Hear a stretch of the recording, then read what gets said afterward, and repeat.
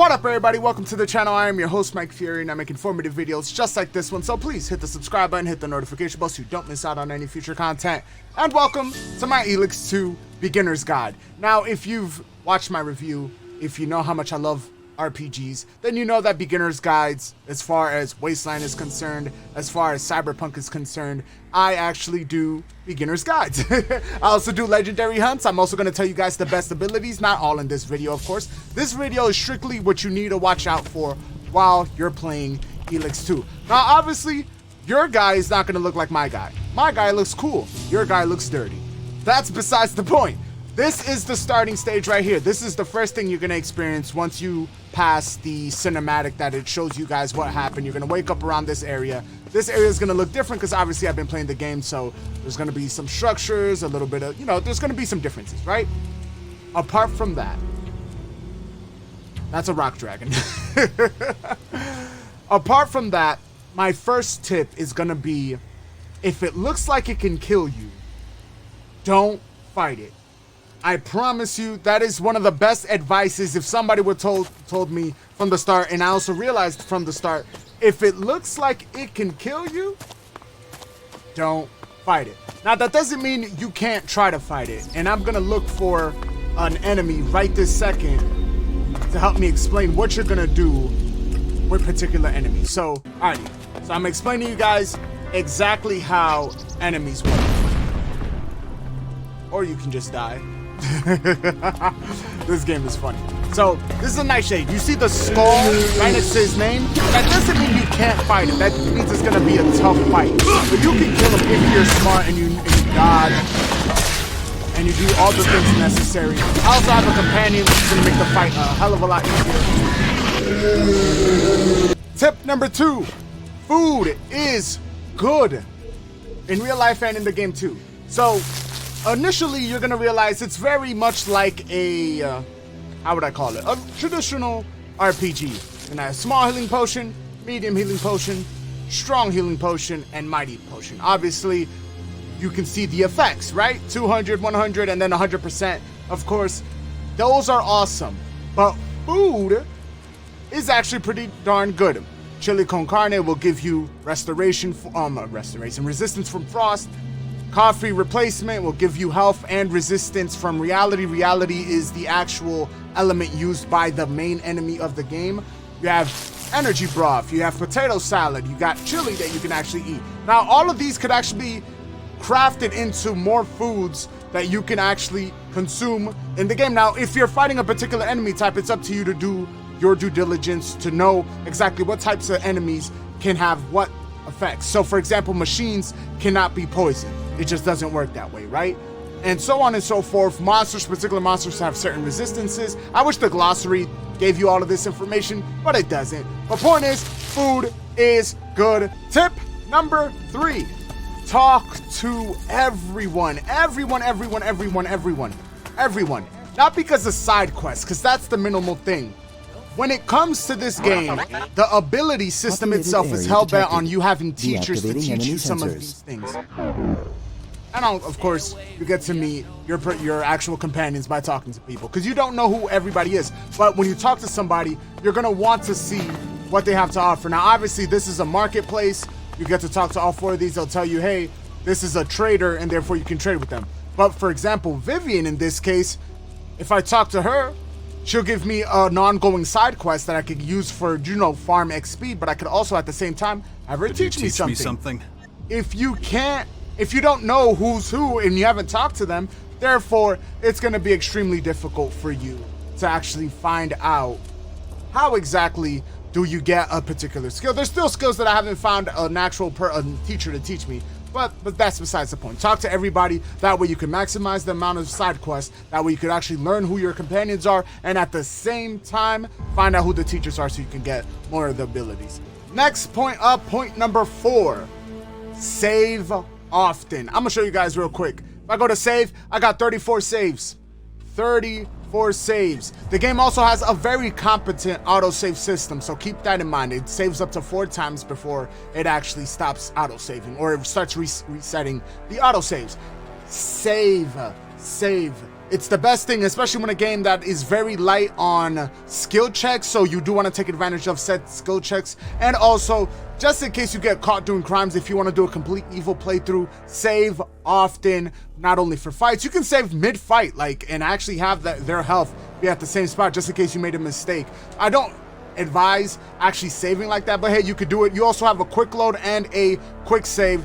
You just have to press Y and it'll automatically save right there. That way you don't have to manually save.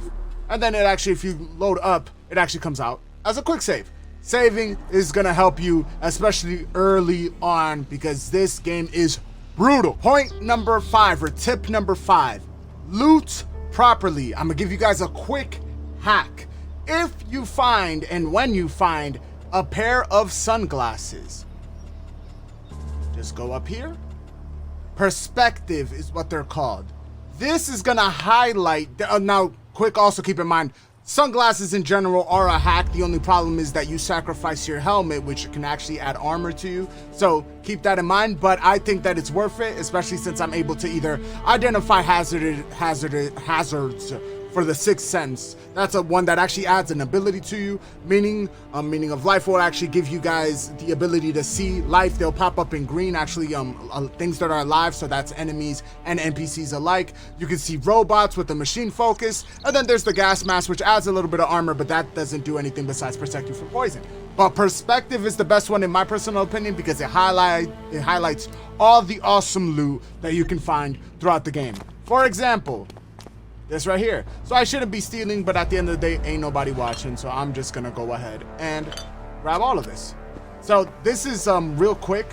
This is a map piece. Now there are map pieces littered all over the place, and you need them. They're part of a bigger quest that I still haven't figured out yet. This is retro rockets and then damaged rocket launcher. So you just got a bunch of loot for the very little price of nothing, just because you looted properly and had the glasses. Because if not, then it also sees through walls, by the way. The glasses will allow you to see loot through walls.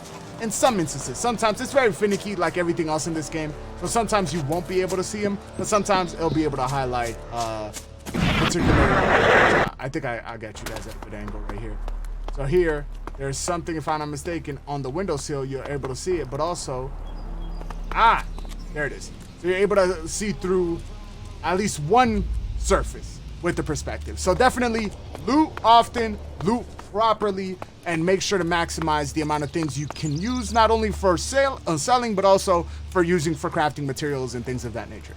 Tip number 6, and this is where I start explaining certain things so you guys could get it. These next 5 are all explanations. So let's start off with traversal and fast travel. So the rocket launcher, I have it fully upgraded. I'm gonna show you guys right now. Fully upgraded rocket launcher. The only one I don't have is the retro rockets, because I don't think they're worth it. I'm also going to tell you guys which abilities are worth it in another video. But the retro rockets are cool. They break your fall, but if you're good at flying, then you never have to be in that predicament, right? And if you're good at saving, which I am. All right, so I have everything full. I have 50 tank, 50 capacity of fuel. Everything's maxed out, so I'm able to do combat maneuvers and everything mid-air. I'm able to hover. I'm able to do a lot of things, right? So I think that flying is hella fun and very useful. Here's the issue. Some of these distances, this world is not a small world. It's not huge, but it's not a small world. So you're gonna wanna use these bad boys right here. These are the teleporters. Now, this is how your fast travel point works. You just literally go on top of them, it'll mark them, and now you have access to all the other fast travel points all over the place. So all you gotta do is select, and I wanna go to outside the fort, which I'm gonna show you guys. There's a legendary right outside the fort. I'm not gonna show you guys exactly where it is, because I'm gonna put that in a legendary, what's it called? But you know what, whatever, it's up there. So as soon as you start the game, that should be the first legendary you get. It's called Fang. If I'm not mistaken, I'm still carrying it. So there's a quickie, so you guys could go ahead and grab that. I'm gonna also make a little smaller video for that one as well. Am I still carrying it? Yes, it is. There it is. Fang. Point is, that's how fast travel works. You're gonna mark them up, go out through everywhere. When you see them, just stand on top of them, it'll mark them, and then you go ahead and are able to fast travel and not waste too much time traversing and flying through the air, even though that is fun. Point number 7, karma. And in reality, this game is not really called karma. It's called either constructive or destructive. So depending on how you interact with people, especially with the either people that are kind of like on the borderline, they're kind of like not bad but they're not good, especially outlaws and morcons, which are more along the side of evil, but then clerics, alps, and they're kind of like indecisive. So the more you talk with them, you'll have chances for speech checks, and you'll have chances to actually gain their appeal, especially when it comes to your companions. Obviously, I have almost all the companions, if not all of them already. The robot, the little tiny crony, is my guy too. So he's awesome. He's by far one of my favorite companions. He's a ranged laser shooting sentinel bot, which is the same thing because in Fallout New Vegas I like iBot. Not the point. Point is, you're gonna have the chance to talk to them, and if you say good things to them, and if you do good, you're gonna become constructive. If you do bad, like you see at the bottom of the screen, the little flower, constructive. On the opposite end, destructive. That's how simple it is, just in case you guys were wondering how is it that the karma system works. And there are gonna be karma speech checks, so if you do too much good, then you're not gonna be able to do some bad stuff later on. Sadly, that's how it works. Tip number 8, lockpicking and hacking explained. Now, lockpicking is a little hard. So what you're gonna want to do is you're gonna want to find the order some of these turn like that, right? So after that, you're gonna, I did this already, so obviously I know a little bit. I know how to do it a little bit. I think it's this one. Nope, it's messed up. That didn't work. And it resets you. So you're basically is what you're gonna want to do. Find the order. This one, and then here's where it gets tricky. I don't know if I go to the next one. Yes, I do. And then I come back over here. And then I go to the last one. And then just come back, let him loose, and voila. That's what you're gonna want to do. And most of the time, it's gonna have something good. Medium Elexic drinks or Elex drinks are gonna, I keep on saying Elexic. It's because the money's actually called Elexic. But medium Elex drinks are awesome. It's one of the best things you could possibly find. That would be. And lastly, how to hack safes. This is actually pretty simple. It's not too hard. So what you're gonna want to do is you hit Y or triangle or Y on the actual, what's it called? And you're gonna want to basically attempt a certain passcode. I always go 2 by 2. If you see the actual greater than and less than signs, that's how you're gonna set it up. So I'm gonna start off with 7, and then 5, and then I'm gonna go up to 8, and then 3. That's, 7 is greater than 5, and so on and so forth. You guys get the idea, get the gist. If it's yellow, you are close. If it's red, you're kinda off. So let's try again. That's how you get it. So sorry it took so long, but I just hit 2 off of one foul swoop, which is awesome. So now we got to figure out the last 2, but now we know it won't change from that. So it's going to be 5 and 4 each and every single time. Sorry I'm taking so long on this point, but it must be explained. So we do 7 and 9. 7 is correct. Now we got a couple of numbers to figure out 9, but then we already have 5, 4, 7, and now all we got to figure out which is the last one. Now those numbers are blocked off because I already hit it. 6 isn't it, and then I hit 2. 2 was it. I'm in. And now we have it. A mage potion, a large bag of Elexic, and a symbol that I can sell. And that is point number 8. Lockpicking and hacking explained. 2, 3. Point number 9. Abilities and attributes explained. Your abilities, the foundation of your abilities is your attributes. So to get your abilities, your hand on some of the cooler abilities, you're gonna need to have the requisite attributes. And there's a lot of requirements to actually do these, right? Like, look, you need to have money to pay the teacher. You need to have a life point ready. You need to have the requisite skills at the requisite amount. And on top of that, you might have a prerequisite ability to get this ability. That sucks, right? But hey, you can do it. It's not that hard. The only one you could do yourself is the jetpack. If you find a jetpack stall, you can literally work on the jetpack all you want by yourself. You don't have to go to anybody. But if not, you're gonna have to go ahead and, pony up and find out the teacher and go ahead and pay him this absorbent amount of money. Now, there's also skills that I will personally recommend on my best abilities or best skills to start off with early, and the best ones later in the game. In my personal opinion, I'll have those videos out in a few days. But yeah, these are the abilities. This is an essential for me. I'm a cheat a little bit.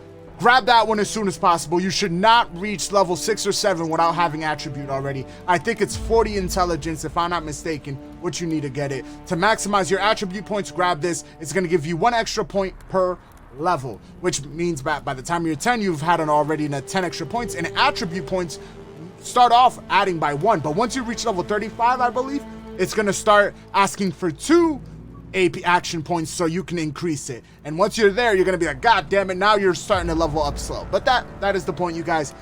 Attributes are the foundation. You need to increase these bad boys. As you can see, I'm a level 20 and I have almost everything in 50 already, and so on and so forth. As you continue to progress throughout the game, you'll have more attribute points, more abilities, and you can circumvent these by using Mage Potions, which is the purple one that we just found out in the lockpicking section, or Elex Drink, which actually gives you 1 attribute to use it. So if I were to use it right now, I just went up in intelligence and got 1 attribute point for me to waste. But like I said, I'm still at 2 AP per skill, and therefore I'm not going to be able to spend it. But there you guys have it. That's attributes and abilities explained. That is point number 9. And finally, point number 10. I'm going to explain to you guys the factions. Each and every single faction has their own set of skills. So Berserkers are going to be home to roll. Let's go with the obvious one that I'm in right now. This is the Cleric's hideout. They have some of the best teachers throughout the game. They also are lacking in a lot of areas in terms of their actual fighting and how they are. They've lost the most since the last game. So they're the closest thing to Alps, which are the techno, like Clone Wars type of thing going on. But they have the best teachers, in my personal opinion. They have 4 of them in total throughout the whole entire area. You have to unlock one of them by becoming part of them. But other than that, yeah, they have the most vendors. They have the most items, including the items for you to find throughout the actual, the whole area, this whole little area. But yeah, they're all the way at the top of the map. Once we move from there, I'm gonna move you guys to the fort. Once we go from there, let's talk about the Berserkers. Now, the Alps, the Clerics, I apologize. The Clerics are actually kind of whack when it comes to their abilities. They'll give you 2. They'll give you basically a last stand. So last chance, you become invincible for a short amount of time, and unwavering. Each level increases your resistance to reality damage. This is going to be good when you're fighting the final people, the antagonists of the game, right? The Sky Ants. That's it though. Like in terms of, that's all they got. They got these 2 abilities. That's it. Which I don't recommend you going for them because sadly, it's just not cool, right? I also don't recommend going to the Outlaws. The Outlaws, I took you guys to the fort. Well, we're gonna go check out the Outlaws first. They live in the crater. And you can, as far as I'm concerned, this is Diamond City, the poor version. Like this is, we'll travel all the way up to the top. This is the crater. And again, a lot of vendors, a lot of cool things to actually explore and to find. It's a nasty place and people will try to kill you and rob from you the whole entire time. It stays true to its nature, right? It looks like a crazy place for maniacs and hoodlums and all types of savages. That's what it is, right? So I like them, but I also think that they are the second weakest when all they give you is chem recipes to inject yourself with and become a drug addict. That's it. That's all you get. Yes, it's cool for the effect duration, but that's not something that you actually want. Now here come the 3 that I personally like. Alps, to me, are the 3rd best. To me personally, they are the 3rd best. We're going to go ahead and head to the Alps location. They are the 3rd best in my personal opinion. They're cool. They are also where you come from, the actual main character, you Jax, you come from, you were an Alp before, and now you were like a top tier Alp. And it's cool. They're super sci-fi. They have a lot of, they actually don't have a lot of much. I personally don't like them because they don't have a lot of teachers. They don't have a lot of places to sell at least that I've seen. Look, as far as you can see, there's three traders and 1 teacher. That's it. That's all I can muster. Now you could join them and it unlocks the ability of, whoops, past it. You unlock Star Wars abilities. Basically, high tier elementals. So you get Blizzard, you get Ice Fist, you get Harvest Elite, Elex, which is actually pretty cool. That way you could just, if I'm not mistaken, you can actually harvest it from living creatures. That's actually pretty cool. So that's not bad. I like Chain Lightning. It looks kind of funky in the game because I've seen it a little bit, but hey, it's pretty cool. Then we'll move on to the second best, which I haven't unlocked the area yet. I haven't gone to them because reasons. So this is the grotto. They are menaces. These are, if you're gonna play an evil, this is probably where you're gonna end up. Their whole religion is based on destruction. When you go in there, you're gonna get a couple of spells that you can, like, you know, call for blood, purify blood, things of that rage. Like they're that. They're the kind of like the berserkers or like the blood-fueled bloodlust type of people. They also give you a couple cool passives like Rite of Pain, Rite of Battle. Combat causes more damage. If you're gonna be a melee build, this might not be a bad idea, right? Rite of Protection, Rite of Stamina, Rite of Speed, Life, Combat, all of that, right? That's all dope, and I think that they're the second best because who doesn't want to just commit all types of atrocities and be, right? It's fun. You get evil laugh and everything. And then finally, my personal favorite and probably the one that I will side with is gonna be the Berserkers. They are the mages of, they put the Skyrim in this game. So you get Fireball, Fire Blast, you get all types of, it's mainly fire. It's a lot of fire that they give you. Pyro Overcharge, Mana Shield, Fire Fist, Ace, Flaming Bow, Rain Fire, Fire Wave, Mana Aura. So they are the mages, but they mainly, it's either mana or it's going to be fire. Everybody else has either Chain Lightning and Blizzard, and then the Morcons are very passive based. That is who you will be siding with. They all have their own particular location that I just showed you guys. They are all cool. The ending does depend on what you do with them, so keep that in mind. But other than that, you guys, I've given you guys all the tips, the whole foundation towards an actual beginning guide. I hope you guys enjoyed it, found it informational. I hope it helps you guys actually succeed in the game. I found it a little bit difficult, but at the same time, I also found it enjoyable to explore and really level up. And now at level 20, few things could actually get in my way, unlike when I was in level 5 where a strong wind could kill me. But anyways, guys, thank you guys for watching. If you guys enjoyed the video, please hit the like button. If you're new here and you want to see more videos like this, hit the subscribe button and make sure to buy Elex either on Amazon. If you're gonna buy it on Amazon. Use my link to help support the channel, or buy it on Epic. I don't know if it's on Epic, but buy any games on Epic. Use my creator code, help support the channel. You can follow me on TikTok, Twitter, Instagram. Links are down in the description below, along with my Patreon. Do consider supporting me there. $1 a day keeps the landlord away. I'm your host, Mike Fury. It's been a complete pleasure. Until next time, Mike, off.